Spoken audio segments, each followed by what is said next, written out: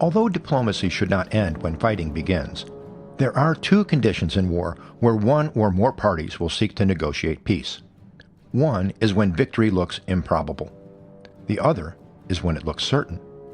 Which of these conditions is emerging in Ukraine, and is negotiation leading to peace realistic? Welcome back to the ancient art of modern warfare. I'm Chris Mayer, Colonel, U.S. Cavalry retired, and in this series I explain the enduring philosophy of war, as it was, as it is, and will continue to be regardless of advances in weaponry or politics. In the previous episode, I revisited the idea that a peace agreement that does not resolve the conflicts that led to war only plants the seeds, as Immanuel Kant noted, for future wars. Today, I'm going to try to apply that to the current war Russia is waging against Ukraine. This includes Russia's stated war aims, but more importantly, the underlying conflict that Russia has set up for itself, going back to the dissolution of the Soviet Empire. As I said in previous episodes, any just and sustainable peace will have to resolve that conflict. A RAND research report examined Russia's stated war aims, noting that since Putin's regime decided on war with Ukraine, Russia's stated war aims frequently change. Now, strategy is a balance of ways, ends, and means, as I discussed before. As methods succeed or fail and resources become available or are spent, the ends or the objectives of the war must also change. Russia's chimerical objectives sometimes follow that concept, but not always. Often, different Russian representatives will state different objectives at nearly the same time. The RAND report noted that this can create confusion in military operations as stated political objectives and military objectives are not aligned. For example, when the war first started, Moscow declared that the objectives of its so-called special military operations were, according to Putin, the protection of the people of Donbass from persecution and genocide, the demilitarization and denazification of Ukraine, and to bring to justice persons who committed crimes against civilians and the Russian Federation. Of course, this was just propaganda. Since the end of World War II, the Soviet Union, or Russia, always portrayed its political or military opponents as fascists or Nazis. For Russia, Nazi is just a catchphrase for people we don't like. Regarding genocide, RAND stated that in the year preceding the invasion, the separatist authorities in Donbass reported a total of 7 civilian deaths in an area of regular partisan warfare. That's hardly genocide. We can therefore read that the real objective was regime change in Ukraine, replacing it with Moscow-friendly puppets as it was before 2014 and currently exists in Belarus.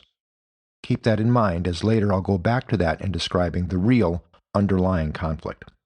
Russia's blitzkrieg aspirations failed, and new objectives were necessary. These, however, have never been coherent or consistent.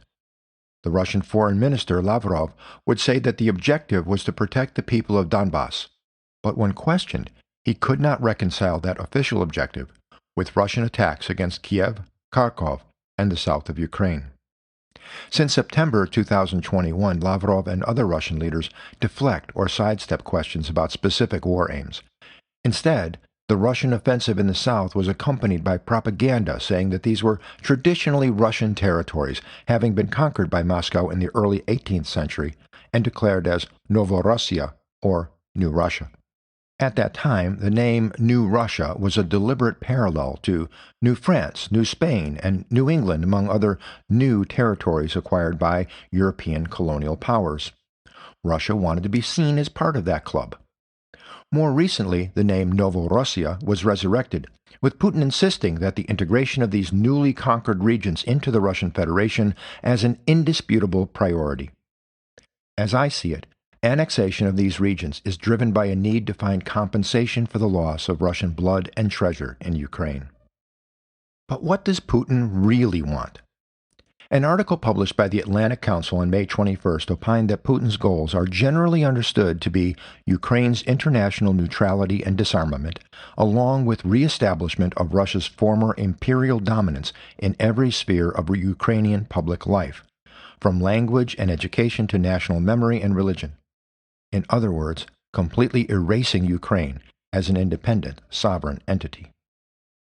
This goal was emphasized on June 20th during a speech by Putin at the St. Petersburg Economic Forum.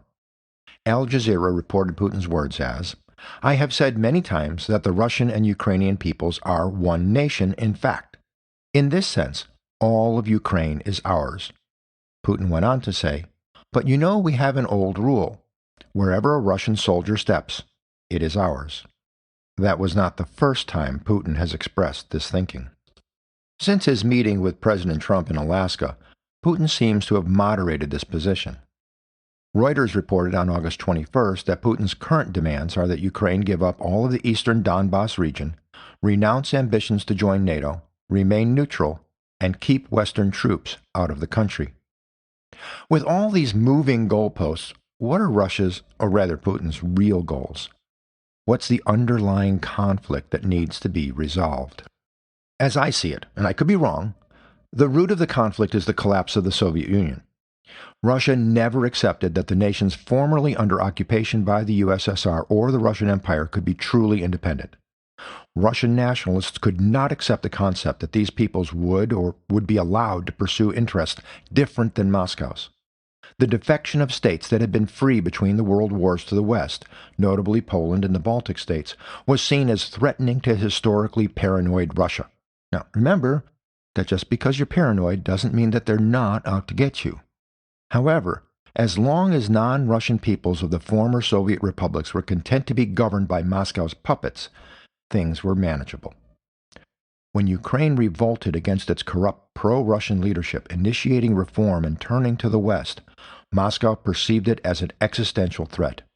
In short, Russia needed Ukrainian resources on Moscow's terms. Even more, it needed Ukrainian subservience. Otherwise, such notions may spread to Belarus, the Caucasus, and the Stans.